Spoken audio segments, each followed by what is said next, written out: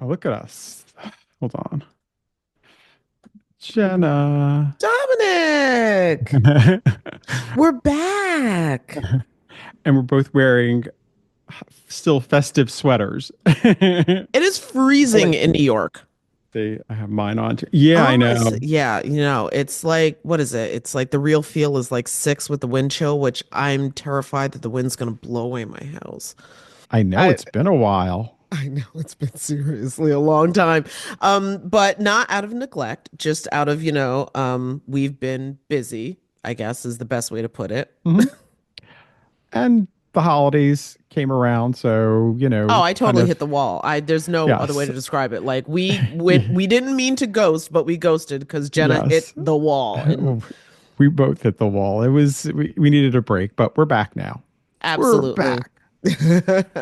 Well, listen, oh my God, there's like so much. Anyway, let's start the show. Hi, I'm Jenna, And I'm Dom, and we're both award-winning journalists. who've recently been laid off. Our industry is experiencing a seismic shift, and it's shed a lot of really good journalists. So where does that leave us? Well, we're definitely laid off. And we're looking for new jobs, looking for what's left of the industry, and what to do next. And we're looking at all of it. So if you're a fellow laid off journalist, a working journalist, or someone who admires the craft, we're looking to build community. Develop new skills, and try to figure out what just happened. Welcome to Laid Off and Looking.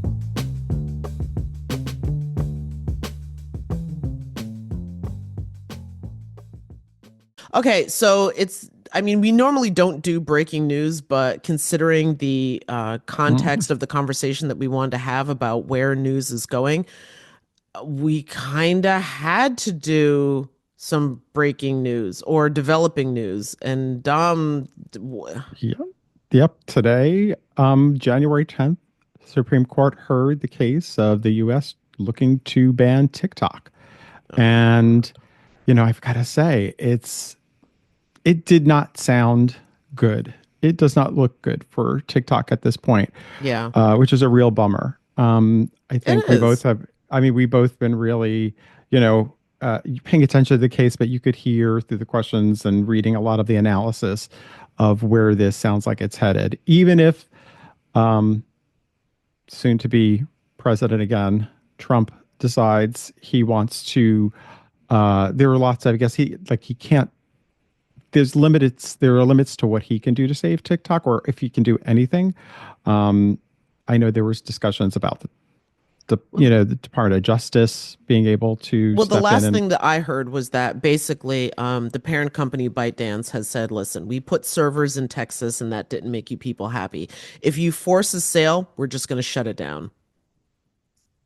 right. But there was, of course, there's been talk of, what if the Department of Justice doesn't go after places like Google and Apple for hosting the app on their sites? But people don't. They're like, are they real? Are those companies really going to feel secure enough that they're not going to be fined or not going to have to pay for Well, no, those I get fines? what, yeah, no, yeah, there's It's would not. be fines involved. And again, I kind of go by ByteDance's thing. Like, we're not selling. And if you're going to, then we'll just shut it down. If you're going to, make us illegal, then we're just going to shut it down. And so, I actually, as I've been, it's funny, I've been listening to the Supreme Court argue oral arguments on the app that they're talking about banning. So how meta is that? No pun Yes. intended. Yeah, I know. But even with that, there was one creator who I came across who was saying, for a lot of people, do you have a mental health contingency plan and a community backup plan? And that was the first time that it dawned on me that I was like, oh, that's right. Because, listen, part of the fun of scrolling on TikTok and like, I don't care, I don't care, I don't care. Ooh, there's all kinds of dopamine hits that app Hmm. has been pumping into everybody. And for some people, not necessarily me. And yes, we do have a TikTok page, even though, again, I hit the wall, so I haven't been posting, but I suppose it doesn't even matter anymore. Um, a lot of people have been able to create a sense of community with, like followers and mutuals and all that other stuff. So that's going to be, that just suddenly going away. Yeah, I could see where that would be a a problem, an emotional issue for some people. And does this country need another mental health crisis? I don't think so. Well, Mike, here's a question for you. Do you feel if they were able to sell it? Now, obviously, the company would not sell the algorithm. They could sell the actual company, but just not the algorithm. And there are I'm people who are pretty saying, sure ByteDance said 10 toes down, full stop, we ain't selling. I mean, I, I'll engage with the hypothetical. but I'm let's just saying, I'm pretty sure that's what ByteDance said. but let's say they do, because the whole thing is the algorithm is what would, let's say if they try to sell them the app without selling the algorithm, um, would that for you? I No, mean, because the secret in the sauce for TikTok is the exactly. algorithm. That's what it is. That's what like I mean, we have like a presence on let's see, we're on Instagram and we're on obviously we're on YouTube. Although again, should be posting more on YouTube Shorts. That should just be happening, That period. And then also TikTok. And I will say that the way TikTok's algorithm works, it will it almost finds your audience for you. It will show your content to the people who are actually interested in it, as opposed to just randomly or like, or I don't even know what goes on Instagram. It just, Yeah. bleh. I have you found your algorithm being a little weird over the past like couple of months? Like I've noticed there's been a difference in the content I've been getting. I felt like I don't know, it's been a little bit different. And I was surprised, and I saw some other people talking about this too, saying where they weren't getting the same kind of content that they had been getting, or at least at the same pace. And I do wonder if I didn't know if it was changing for other people too. It started getting me wonder, was there, some idea of them slowing down already because knowing where this was going? I mean, that could be. I honestly don't know. I know that for the stuff that I have been like, I mean, again, I'll still see new creators. Like very Yeah. recently, I was scrolling through my FYP, which is TikTok Speak Hmm.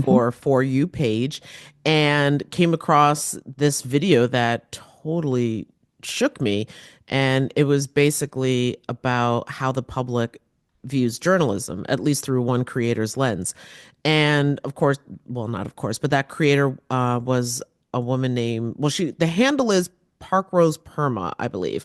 But the creator's actual name is Angela Baker, and she's a basically like a sustainable gardener out of Portland, Oregon. And, yes, she's a gardener, but she also tends to have political content. And it was just really interesting because this is what the algorithm brought to me. And I was saying how disappointed I am that our media ecosystem is bought and paid for. They are corporations publicly traded that are beholden to the shareholders. Their goals are profit for the shareholders and the CEOs. It's not journalistic integrity. And realizing that our media is so compromised by capitalism is a frightening, scary, terrifying thing. And I think really like when she got to the end of her rant or like statement of concern, etc., what I think really stuck with me was the fact that so many people feel as though the press has broken trust with them.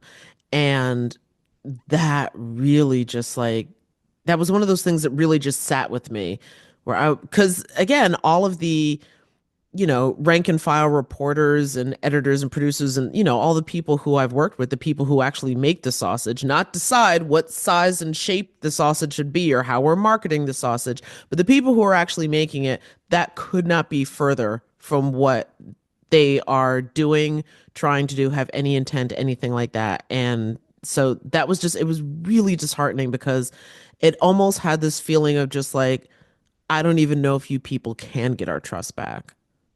You know what I mean? Yeah. I question if they can too. I mean, I think once, you kind of have, once you feel you've broken trust with your audience, people who, and you're talking about facts and where people have stood, it's like it's very difficult to gain that back. Um, I mean, I don't know. I know that even, it isn't just, what the legacy media sometimes we talk about. She also brings up, right? She also brings up places like NPR And and PBS, yeah, public and media, PBS. yeah. So I think that's something too, that it's like people have noticed a change. or they feel that they've seen a change Well, of. I think her problem with all of it is that all of it, just full stop, is reinforcing the capitalist system. Which, okay, first of all, people can hear that and be like, "Oh my God," with the eye roll. But there are aspects of capitalism that can be, that not can be, that just are incredibly toxic and dangerous because it's about supporting a handful, a small few, at the expense of the, collective. And that's not what, at least that's not what I came into this business with, the intent, I mean, business ahead of, you know what I mean? Like I the know, idea I of know. So business here's being the thing. ahead of. I know. I mean, Jenna, I'm shocked at this. There's a quote that I swear to God, this is a quote. I swear to God, because I remember hearing it, but because I don't this is one of those things where, like, how your memory can get a little squishy, over the Yes, decades. yes, yes, So, I yeah, so can. it's a quote that I swear to God I remember hearing, and I'm pretty sure I know who said it, but I spent a whole lot of time like looking it up and I couldn't prove exactly if this person said this or not. So I just have decided to let it go. But basically, so here's the setup. I was a senior in college. And because I'm an old person, that was the year of our Lord, 1999. And so I'm sitting in my dorm room and, I was ready to graduate with a degree in journalism and all this other stuff, blah, blah, blah. And of course, was a news junkie. And so what was happening? CNN was on, and one of their big anchors had announced that they were going to be leaving the station, the organization. So was doing that. This person was doing their final sign off. And, like I was kind of doing homework and half listening, but this is really what caught my attention. What they said was, the business of this business is less about news and more about business. And that left me shook because I completely drank the Kool-Aid, bought into the, idealism of what Hmm. journalism is supposed to be. It's witness bearing, it's truth telling, it's storytelling. And to basically hear that from somebody who had, achieved what I at least thought at the time was, like one of the pinnacle few seats to be at an anchor seat at a, network like CNN, and to have them be like, look, this is just about dollars and cents, was like so disheartening. Yeah. And again, it's one of those things where like it had a delayed reaction because I heard it and I remember feeling shocked and obviously it stuck with me. But the acceptance that came literally like decades later because I didn't want to accept it. I really, really, truly wanted to believe that, um, you know, the the news business was, again, about honesty, about transparency, about, and even with all of the numerous examples that I was getting along the way of like, no, girl, this is about dollars and cents, but because Yeah, I see. it's at the end of the day, you're running a business. Yeah, I mean, we've talked about this before, but like I have a double major in sociology and media studies. So I didn't walk away with I'm with a fancy. I have a journalism. double degree. No, but I didn't I know but I didn't walk away with a journalism degree. Yeah. And I fell into it. You know, I started off on talk shows and you know, and then moved into news. And it wasn't strategy on my part. It wasn't, I mean, I watched news. I was good at paying attention to stories and researching and booking and producing. Those were all skills I learned along the way. But one thing I think at all the places that I worked at, it was always about business. So I kind of Hmm. walked into it with that perception of this is a business. Like you have to get your, what's your numbers? What are the stories that are rating for you? So I See, kind of that has always, didn't but really, but I feel like until you had a later degree on. in media though, because media and journalism, I mean, listen, journalism is told through the media, but it's not necessarily the same thing as just media. We took like there were film classes, there's photography, there's a lot of different aspects of it, but it wasn't straight journalism.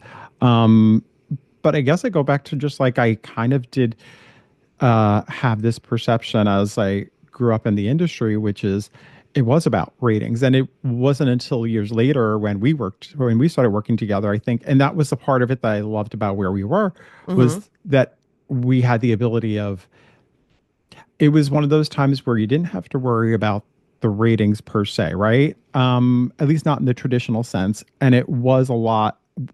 I felt we were able to put content out Well, there okay, yes. And I should that, say that also a lot of my idealism also came from the fact that even though I started off at a commercial radio station, I very quickly fell into public media. And public media theoretically is mission correct. driven, which only would have Correct. reinforced that, like, um preciousness of the Yes. core of that only would have served to reinforce it in my head. Yeah. Even though public media, that's also a business. It's a business with, public funding and just the oh so tiniest scant of government funding. Because I also hear that well, we're going to cut funding to public media. It's And like a dollar funders 75. and and funders too, right? There are Yeah, yeah. funders that there. So there's this other side of the media industry that I think you just start seeing. There's Well, yeah, it funders makes can it be really important. I mean, if somebody's writing you like a 60, 70, $100,000 check, first of all, how blessed are you to be able to write that yeah. check as disposable income or a tax write-off, whatever. But at the same time, that's usually going to come with expectations. So yeah, I think, like I said, the whole business of journalism has certainly evolved, and I think a lot of people are seeing different sides of it, or seeing more sides of it than they did in the past. Well, when you say Um, people, are you talking about those of us who've worked in it or the audience I who's think been, both. I think yeah. both, to tell you the truth. I think it's a little bit of the people who worked in it, and I think it's definitely the public too. Um, but yeah, I guess there's just a lot that's, I mean, a lot of that is changing when you have big corporate, you have, especially look, when you have billionaires also buying up newspapers, which is a story that I know we've been talking about. Do you want to give, I guess, a little bit of info about what's Oh, happening sure. with that? Yeah, no, there's so we all know that the Washington Post is owned by everybody's favorite space explorer, maybe. I don't even know. Anyway, Jeff Bezos. So the point is that there was a story that came up very recently, and that was Pulitzer Prize winning cartoonist Anna Telnis, who created this cartoon. I feel like it's been all over the web, so I feel like everybody's seen it. But for the five people that haven't, it's a cartoon of a very corpulent, let's say, Donald Trump. He's kind of out of frame, but Hmm. you can tell it's Donald Trump. And standing at the bottom of the podium that this Trump statue is on are cartoons of major business owners, definitely Bezos and a couple of other like people basically holding these giant sacks of money is almost like an offering to a god. And then the only character that's, because the whole thing's in black and white, the only character that's in color is a certain cartoon mouse, let's say, who is lying prostrate before Donald Trump. And so it speaks to like, and listen, we saw that as soon as the election took place, we started seeing a lot of prominent people in media. Hmm. Again, want to be very clear, in media, flying down to Mar-a-Lago um, to, let's say, have conversations. Some people might say it's to, open lines of communications, I think is the way that um oh God, Mika and Joe put it. Okay. And Yes. other Yes. people have said it's to kiss the ring. That's been the Right. criticism. Which I think is like a mob reference, right? Yeah, actually, it I think sounds it a bit. is. Anyway, or maybe it's a pope, whatever. Anyway, the point is that that's what seems to be what people were doing. So, the whole thing, like, really just sort of exploded where people got very, very upset. And this is coming on the heels of the Washington Post killing an editorial right before the election about that was supposed to be endorsing Kamala Harris. I mean, Correct. okay, I'm remembering it all That correctly. was how I it feel all like so started, much and has that's when happened. I know. Well, that's how it started, right? It started where they were going to endorse Kamala Harris, and then all of a sudden, they Bezos they they stopped. He stopped it, and they basically then that's where you had people who left the editorial page, and then they lost over. I think Yes, over and then 250,000 yes, subscribers. people stopped subscribing. And again, want to emphasize here, not subscribing to the Washington Post only hurts very good journalists. It is not hurting Jeff Bezos. That is not his moneymaker. That's kind of a passion project. News is not really something that generates income. Hence this whole podcast. Okay, so but anyway, so moving back to the cartoon. So the cartoon of everybody giving money to a statue of Donald Trump was killed. And again, the cartoonist, this Pulitzer Prize winning cartoonist, resigned. So we did get a statement, or not we personally, but a statement was made from the editorial page editor, Dave Shipley, and I believe he was speaking with NPR, and basically just said, not every editorial judgment is a reflection of a malign force, because again, people are upset. Yeah. And yeah, he was just like, my decision was guided by the fact that we had just published a column on the same topic as the cartoon and had already scheduled another column. Basically, he was saying that, like, listen, we had already been talking about this. We didn't need a You're saying it's cartoon. repetitive. Yeah, Yeah. it's repetitive. It's like we've done this. We did something already, and we have something else coming out. So he's like, it's not about that.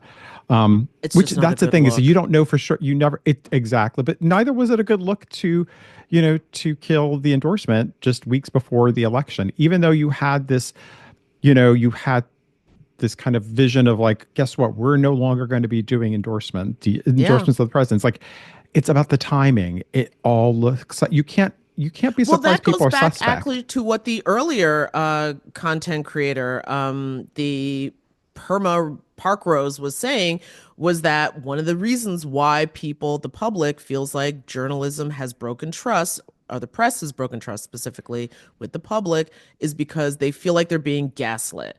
And listen, neither one of us works at the Post. We don't know what's going on behind the scenes, etc. But I do understand where witnessing these two events in rather short succession, and then having people be like, no, it's not what you think. No, this is totally something else. Are you playing in my face? Because it feels like you're playing in my face right now. Well, and also I had seen something on TikTok. Michelle Borstein, who is a Washington Post reporter who covers religion and spirituality, like she did a TikTok and she gave her thoughts about this story, what's happening here. I mean, I can just say in 22 years there, I've never seen the upper management and publisher or owners ever meddle with copy from the newsroom. That doesn't mean I don't think it's impossible that could happen, but I'm trying really hard to focus on what we know about what's going on and the details of it and follow the reporting instead of sort of just going to 11 right away. That doesn't mean I don't think it's very concerning and we're following it, but I think we need to keep watching what happens and seeing how the news is reported and how these conflicts are handled and transparency and that kind of thing. So, yeah, I mean, here you have somebody who's been at the paper for like 22 years. Even she's saying, she hadn't seen anything like this. And I think, I get it. They're kind of like, they work there and they're trying to see what you want to just see what's happening here. You don't really, you know what I mean? Like before you come out, and I think people want to see more proof of, they don't want to jump ahead and sort of say they want to see what's going on before they sort of, make some kind of definitive statement about this. Well, yeah. I mean, at one point she had a banner on her video that was literally saying, please stay with us and follow the reporting and let's be in dialogue about this. Like, don't just jump ship. Because again, if you cancel your subscription, you're only hurting some of the best journalists in this country. And, I was listening to the Pivot podcast and Kara Swisher, it was mentioned that she was looking to get together with a number of different investors and looking to buy the Washington Post. I don't know. Hold on, wait a second. Kara Swisher's got money like that? Not just her money, but she would be looking for investors.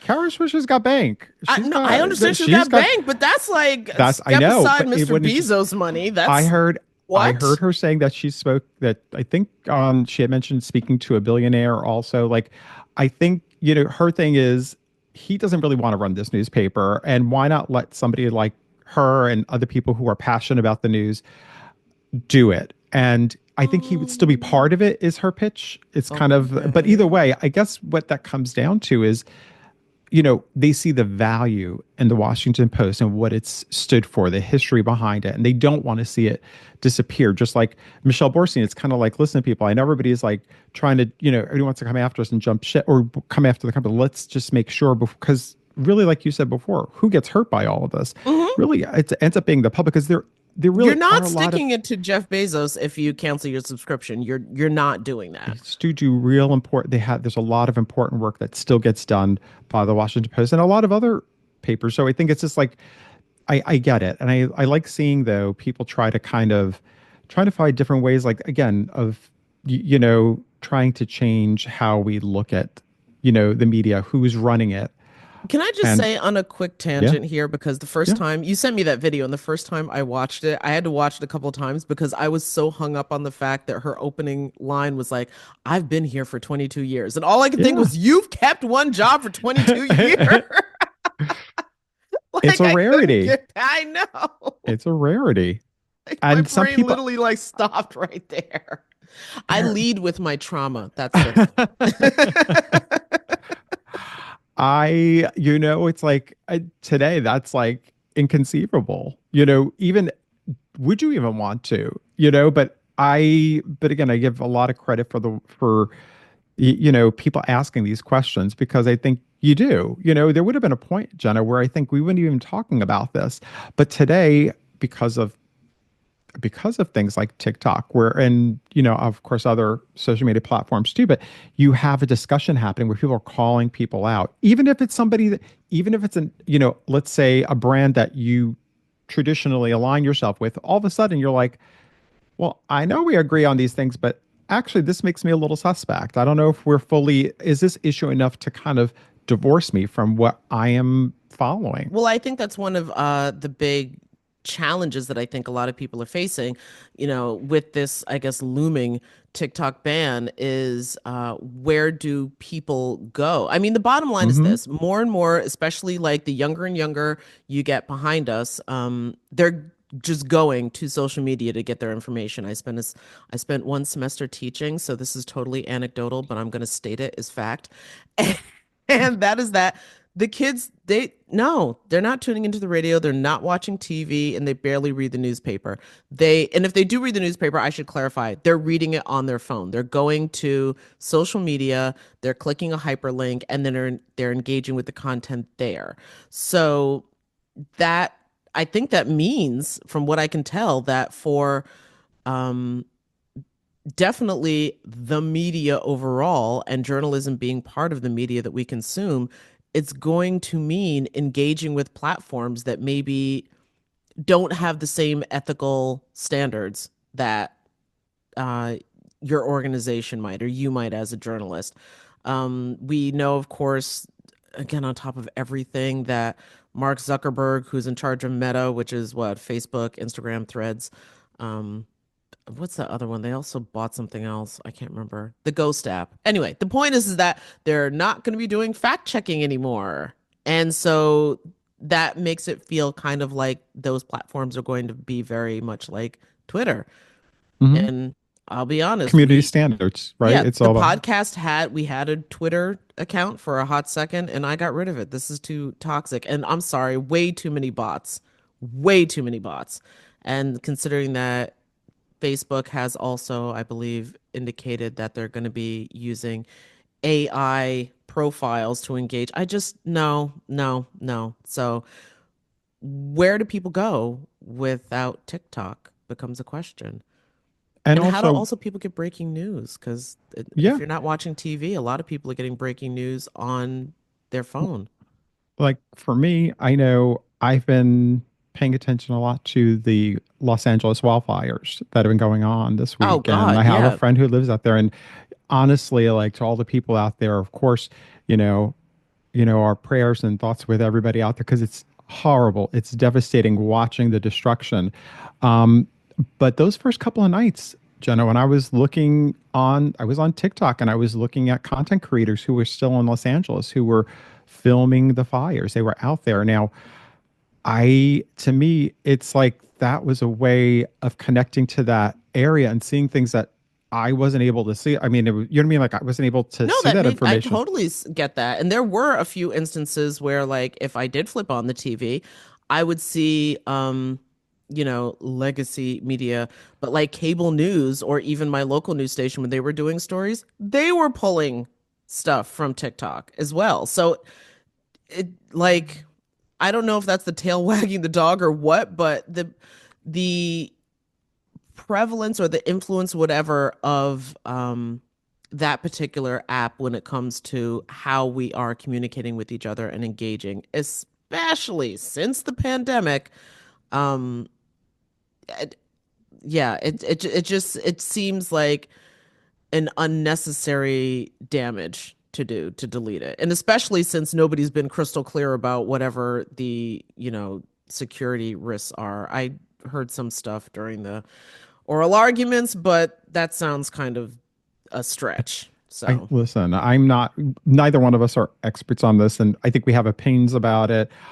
Maybe there's a show within there at some point that we do something, we get into it, but I agree with you. I just think like, I the benefits of what you get from it I mean, again, connecting that way, and even actually YouTube also, they've been posting, lots of people post it live during YouTube, even local news, and they are just going live on YouTube, and that's a great way of connecting to it's being able to have that, that is so important to us. oh my um God, yeah.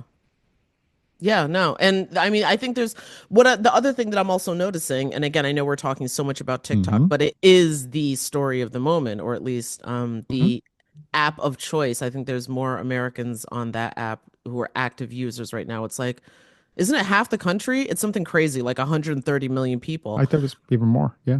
Oh, okay. Yeah. So, but the other thing that I'm also noticing, because initially when it first came out, I remember, I remember it right before we went into lockdown. So it must have been like maybe 2019. And people were like, oh, that's so silly, whatever, just dancing. And the Washington Post was one of the few newspapers that was like, oh, no, this is something that we should be engaged in. They've done an excellent job. Like they clearly have a team that works on that, in that space, on that platform, and does great content. But I'd heard so many people say, oh, this is, it's full of misinformation and everything. And a big part of that, first of all, I'm not denying that that's not true. There is a lot of misinformation. There is a lot of like quackery and all kinds of stuff that's Mhm. just like, what? But a lot of that is also because people who were trustworthy sources of information initially turn their nose up at the app. Mhm. So if there's a vacuum, when has there been a vacuum and something positive and uplifting stepped in to fit? No, it's always the worst players possible. But I am now seeing more and more reputable journalists, that was the word that was escaping me, show up on the app. And so to me, I think that also speaks volumes about people understanding what is happening with communications and where the people are. I don't think there's any station that gets 130 or 150 million viewers or chance at that many Mhm. viewers. So, Mhm. but what also is really interesting about that, and this was a great video that you sent me, was that one of my favorite creators, Francesca Ramsey, she's the leopards would eat your face lady. I think that's the leopards I would never eat. No, I I never never thought the thought the leopards would eat my face. there you go. That's So the her leopards would song. eat your face lady. Yeah. And if you know, you know, it's a great song. But the point is, she um she made a video about the news influencers, and I'm using air quotes heavily, and I guess the methods that they use to basically get clicks. Because at the end of the day, if you're in I think it's called the creator app or something, you can make money from the views and stuff like that, engagement with your video, but you have to do that. And so people are finding that because people are looking to these apps for information, well, if I can be a news influencer, then I can get people to watch my videos and then I make money. But there's some problems with that. And Francesca, being the genius that she is, she lays it out really great. You're just reading the research, the months, the sometimes years worth of research that some underpaid journalist did and got paid like $300 for. And here you are getting 3 million views. Give us a part two, give us a part three. And you didn't do any of the work. And I'm not great with numbers. But in my approximation, 3 million views is like generally $2,000. Are y'all splitting that money with the person who wrote the article? Or not? It's or not, isn't it? It's or not. And like the least you could do is tag the journalist or link it in your bio or something. So yeah, that is, and that always made me feel really, really uncomfortable. Especially, I mean, there are some creators who I've seen who will, green screen a story and they will reference the news outlet, of course, the headline of the story, and most importantly, this thing is how they do it. Yes. Yes. I love that Mo. I love that move. But the reporter, the journalist who did the piece, and that I think is so, that's, to me, that's just such an important sign of respect. The only thing that would be better is if they included links to the story, which depending on which app you're posting on, you cannot do. If I remember, yeah, TikTok is kind of weird with using hyperlinks. But anyway, the point though is that still acknowledging that I think is so important because yeah. I totally do. I think that we've discussed this too, like where it's like you kind of being able to acknowledge what somebody's work is, because we all, right? If you've been influenced by somebody and you're like, guess what? You made me think about this, and you want to give them that credit. It's not your thoughts. And I think it's so important to give credit. And, listen, I get it. The app has still been kind of newish and how we operate on it. It's a little bit squishy, Yeah. People who want to say they're journalists just by the fact that they can talk about they read a news article is, to me, well, I'm not going to be here to like debate who is and who isn't a journalist, but I think it does come down to like ethics and how you approach things. And there was a comment, because I love the comment section. Oh, it always goes down in the comments. So there was, in Francesca's video there was a content creator, Sierra Nicole, and she posts a lot about, she posts about different articles too, talking about things. And she wrote in the comment section, I honestly never considered this perspective. And now I feel bad because I have done this a lot. Crying emoji. Thank you for talking about it. I appreciate somebody who can acknowledge that, what, I didn't think of it this way. Like, I didn't think of the fact that That's the beauty of what is right this moment. Yes. And then maybe was TikTok, is that you were able to have those conversations with people and to have, like, it doesn't always happen. Obviously, I've seen all kinds of wild fights on that app too. But yeah, on the times when people were just like, I honestly, that never once even crossed my mind. And to be able to communicate with people in that way I just thought that was so amazing. I will, however, I just wanted to add one other thing about like, most of the people who were doing the story reading, it's not just that you're using somebody else's reporting as a launch pad to give your hot take, which is, that's not even necessarily, that's the other little bone that I have to pick, is that you're not even really, you're giving a hot take here and you're using somebody else's like hard work reporting to do so. And when you say hard work, I don't know if everybody understands. I mean, people who, maybe you're not aware of what the journalist, either who wrote the article or who put together a piece, the kind of work that goes into creating it, the time that goes into it, the hoops that you have to jump through to get things done.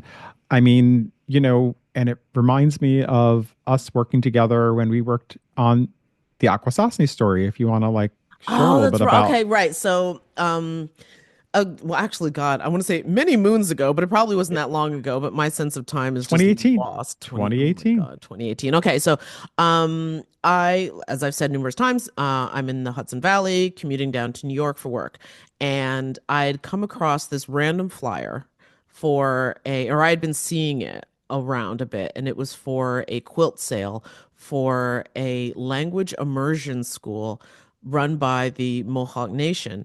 And that completely, I was just like, wait, what?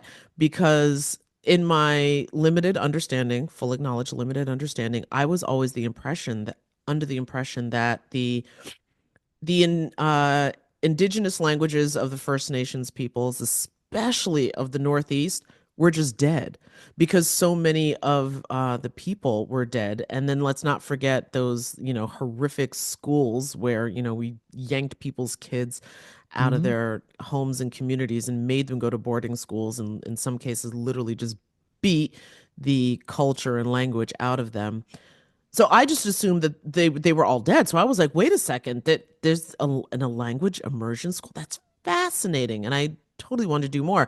And I remember I, came into work and I was like, Dom, this would be great. Can we find a way to do this story um for what Oh, was sure. it?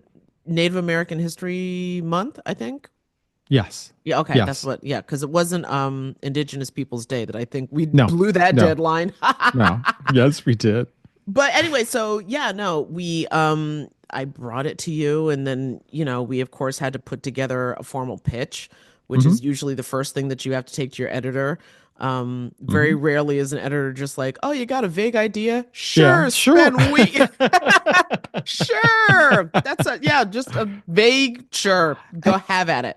and So, we were a yeah. small company, and we were a small unit. We Yeah. really were like us disappearing or going to work on this project was like you're taking away from the team at hand also over Well, there. that was So it the was, other thing, is that we didn't really go to work on this project. We did this project in addition to and that our too. regular beat job. I, and it was a lot of, and the amount of time we spent, it's booking, it's making the calls, it's research, first researching it, It was a lot of figuring out, research.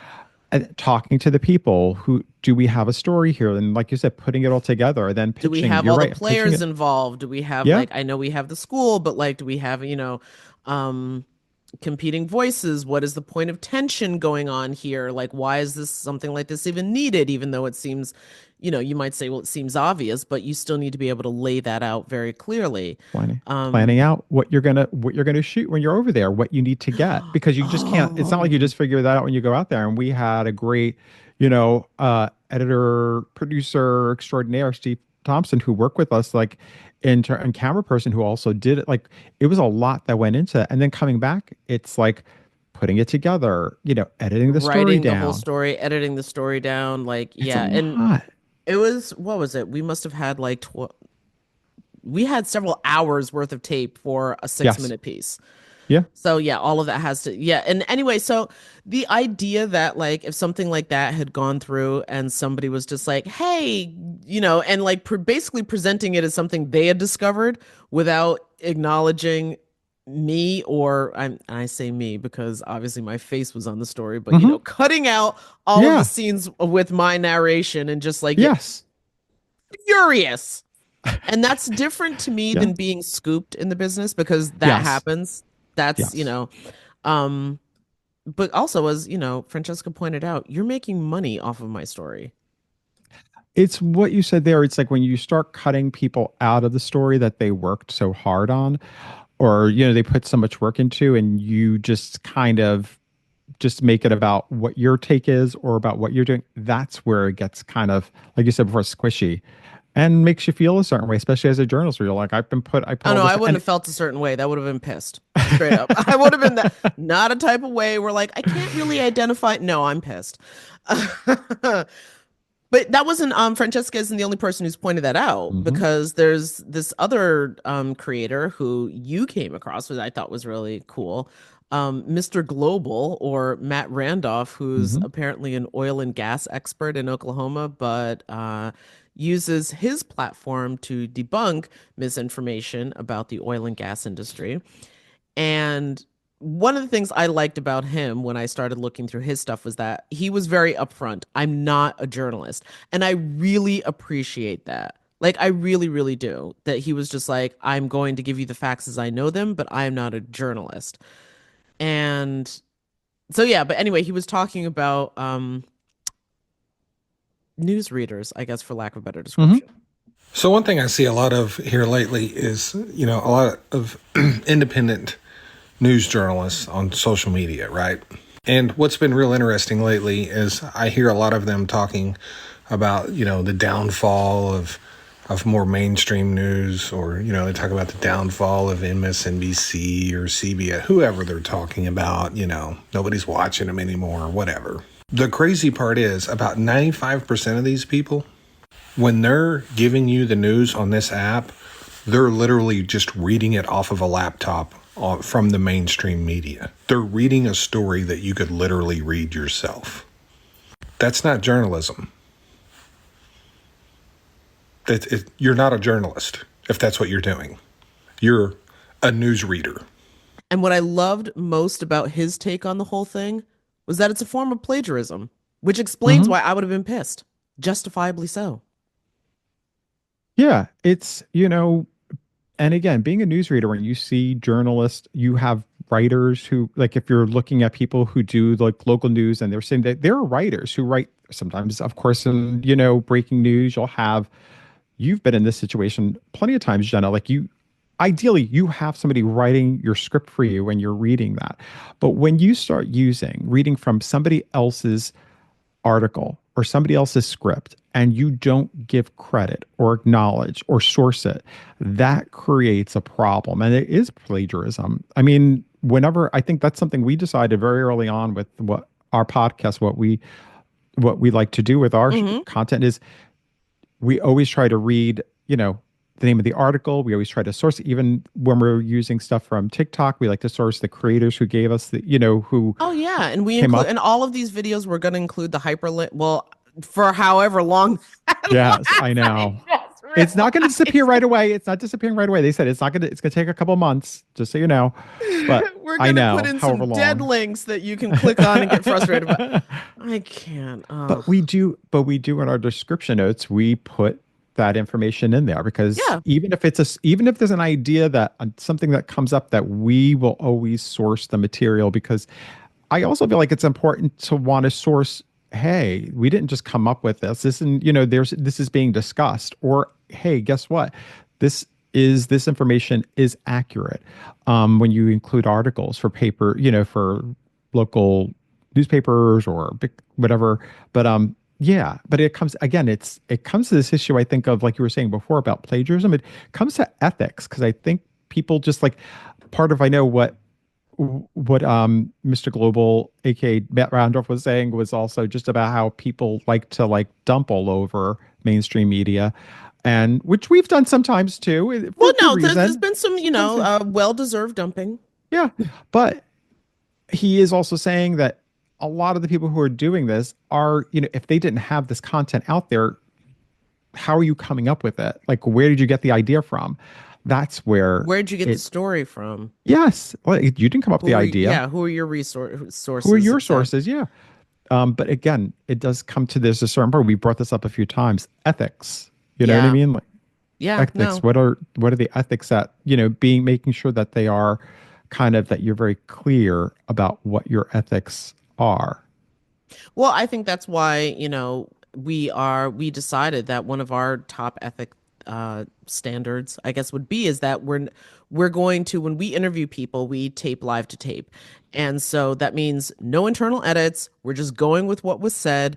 Um, and if there is just if an outside chance that there is something that gets discussed or brought up that we just don't feel comfortable airing because, maybe we don't know if that's provable or, it's just wildly offensive or something, even though I can't imagine us booking anybody who would do No, that. no.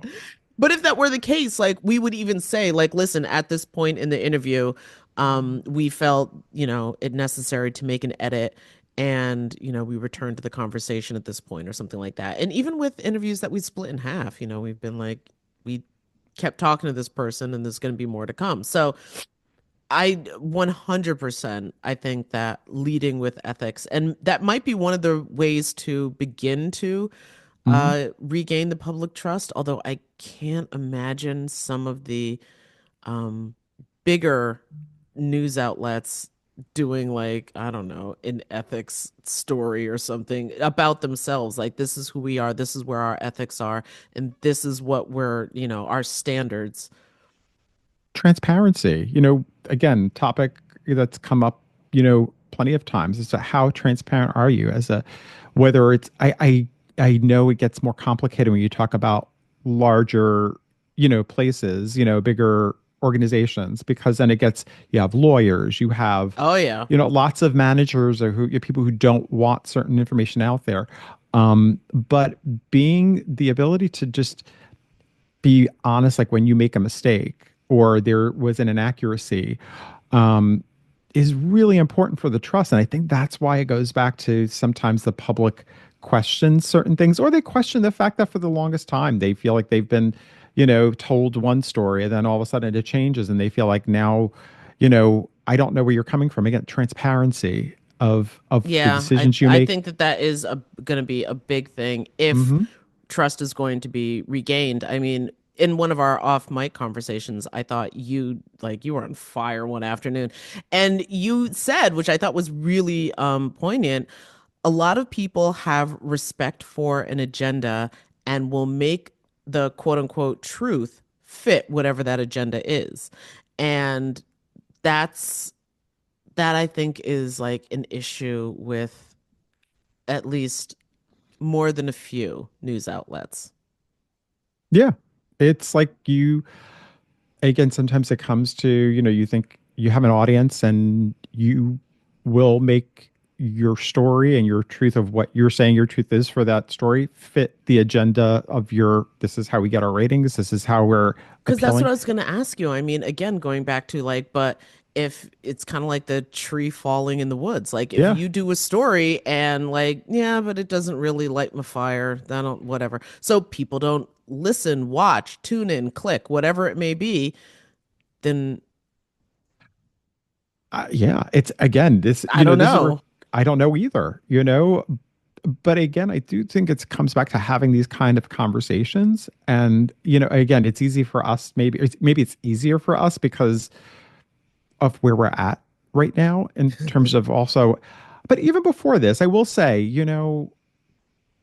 I don't know. Like I feel like Jenna, we've always been, even as the years we worked together, we covered anything. Like it really wasn't a story that I feel like we had a POV on that. It's like, well, I'm not going to cover this story because I feel like we've always covered, if it was news and if it's a legitimate news story, even if you disagreed, you found ways of covering it. And Oh my God, yes. There's absolutely a way of covering it. But again, going back to one of a point that I made in our fun conversation with Ellis Hennigan, who was a guest on our former show, mhm, frequent guest, which is, but what do you do when you want to have a discussion about a topic or a situation or, a bill or whatever it is, and the person who you have booked is lying? mm, And I just maintain that there seems to be a commitment on the part of not all mhm, politicians, but some to flat out, well, actually, no, that's not true. All politicians, to one degree or another, bend the truth or lie. But I mean, right now, there seems to be definitely a campaign of just falsehoods, untruths, lies, basically. And what do we have, is there like a clear understanding amongst all journalists of how we're going to handle that? Do you just let this person lie because, well, they're representing a different point of view and like, that's what people want to hear, but none of this is true? You know what I'm saying? Like, or if you're doing, I don't know, a roundtable discussion and you have on a an astrophysicist, let's say, mhm, and somebody who's a flat earther. Like, what are we doing mhm. here? But I'm starting to see that happen more and more of like, well, but this person represents the opposite point of view. And I'm like, that's not a thing. The Yeah. planet's not flat. What? But you're 100%. It's like the willingness to entertain certain things that Yes, are yes. not When we true. get too far to entertainment. Yes. And that is a problem when something is just out and out ridiculous and a falsehood, and you decide, I'm just, we're just going to go out there and say, again, facts to me are facts. It's not that complicated. So the fact that now we're telling people that, well, my perspective of the facts. What do you mean your perspective of the facts? Yeah. Like when did that what is the like I don't know. That's where it gets really frustrating. And that's why people then start saying things like, I don't trust you. And you're still getting information, but do you believe it? And that concerns me because, there's a lot of people who start diving into conspiracy theories because of the Yep. fact that they don't trust the media. They feel like you're not there to really for the purpose of giving them the truthful information, that you're there solely to get ratings or solely to get clicks or engagement. And you're not there to really some outlets that sometimes will just post wild, headlines just to get people annoyed because that's what gets people's attention. And it Emotional doesn't, reactions do garner, yeah, engagement, but is that healthy? But then, like, I can't remember who it was who we had on who brought up the point of just like, our news diet can't just be dessert. Like, you have to eat your vegetables too. But can you, like, I mean, is there going to be somebody who goes around forcing everybody to like, right. listen, I know you aren't that interested in this one particular story. And what I will say to that is I always found it really interesting that if you want to get the public going, do a story about politics. My God, Mhm. everybody gets their dander up. People pick a side and Mhm. like, I'm this and you're that, etc. When it comes to politics, getting people to care about government is so difficult. Like, government stories are not sexy. Yeah. And it's weird because I mean the two go hand in hand, but it's it's always been one Uh, of those strange things, but one is more of the showmanship and the other is the mechanics, and the mechanics are what's going to there affect you your go. life, Yep. but that's doesn't seem to be where the attention always goes. I just love the fact that you said the term sexy because it's just like when we talked about stories, that would be sometimes like when you're in a newsroom and it's like you talk about like that story's not sexy. We need something that's going to Oh, there's all grab, kinds of weird right? stuff that we say in the newsroom, like, well, but does it have legs? Yeah, exactly. Does the story have gams? Because if it doesn't, I don't know if there's really any place. And really that's, a way of describing like Yeah. is it not just, I don't know, like a blob or something, but is this a story that can take us somewhere? Will it develop? Is it part of a larger narrative? A lot of times as a company or as a, let's say as some kind of media entity, you also want to own certain stories. Oh You want God, certain yeah. stories to be your own. Again, everybody has a particular focus, and that's where you try to find like it could be the same story, but what's your perspective on it? We're looking at it from angle A, we're looking at it from angle C, and Well, that's why I everybody's trying think to. it's so important to read. So, like, to have That's it, multiple Jenna. different, news outlets that you're going to for information, and maybe not even all with the same political slant. Because one story, as we know, I mean, my mom's an English teacher. Shocker. But no, but there was at one point I remember when she was teaching in college, and she was teaching this storybook, believe it or not, of the Three Little Pigs. Mhm. And because everybody knows that fairy tale, but it's told from the point of view of the wolf. Mhm. And it completely changes the narrative. Well, Wicked, hello, Wicked. Oh, The there you film go. Wicked and the Broadway play Wicked is from the perspective of what if the Wicked Witch wasn't exactly as wicked as you think she was. Like, you get this whole backstory about her and Galinda. It's same thing. It's like sometimes it's you No, have the I'm look on just your saying. I mean, face. that's, like winning the PR war, which is something else we definitely want to talk about moving forward. Yes. But winning the PR war can also determine how a story gets told and Yeah. how legacies get remembered. Yep. So yeah, but even that, I just also want to say the other thing that I thought was really interesting, that you said to me in our off mic conversation was that, this project that we're engaging with, Laid Off and Looking, that it isn't just about us, as in you and me, us. And I think this was like a pep talk Hmm. that I needed to hear. So this wasn't just Oh. about Oh, us. good. It's really about, all of like journalism as a collective, trying to rebuild trust in the news media. And that, I think, is really where I think that this lies, is that, as I Yeah. said before, it's a conversation that everybody in the business is having off mic, off camera. I don't, I never worked in print, so I don't know what you call that, but Yeah. in newsrooms, basically. But yeah, like I think bringing some of that to the forefront helps with the Mhm. transparency with the public, and also helps the public understand that, the media is not some nameless, faceless behemoth. We're your neighbors. We're maybe, I don't know, we're not everybody's friend, but we're I people. love We're it. working people too. I think that's the thing, a lot of us have to, you kind of have to realize how, what I love about what we've done so far and what we're looking forward to doing with different stories that we tell, are basically just being able to show how the media does cover Hmm. certain news stories.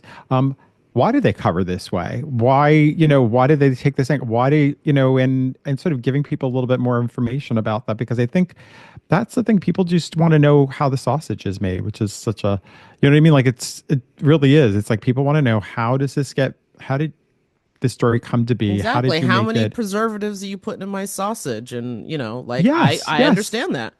Yes. And so therefore, I think that's what we can do by talking about, our industry in a critical way, but also the stories that we're not experts on. I've never purported to be an expert on anything, but I think like having a career and having worked in it for so many years, we all have different life experiences and we bring something different to the table. And I love when we talk about certain stories. There are so many times where I'm like, oh, I didn't think of it that way, Jenna. That was really interesting.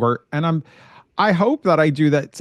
But I mean, that's the thing, is like you want to be able to share this, and hopefully sharing it with our listeners, and the people who are watching us. Hopefully that's something that we can shine a light on that for them People too, and can maybe find teach us some value stuff. in and we can Yeah. grow with. Yeah.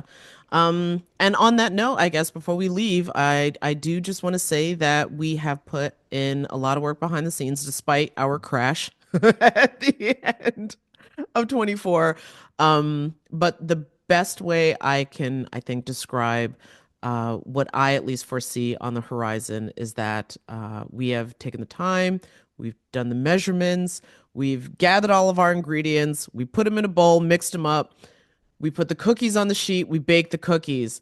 They're just cooling on the rack before we can take a bite. I think that's the best way to describe it. Like we're literally. Ugh. So yeah, thank you everybody for bearing with us and for continuing to listen. And please like, share, comment, whatever, because we would love to hear from you. But yeah, we're back, baby. We're 2025. I'm back. sure it's gonna be a slow year. On that note, bye, Jenna. Bye, Tom. Laid Off and Looking is an independent podcast conceived of and created by Jenna Flanagan and Dominic Camia. Music provided by Jay Cowett, research by Lori Ruthenbucker. Reach out to us anytime at laidofandlookingpod@gmail.com. New episodes drop every Friday at noon.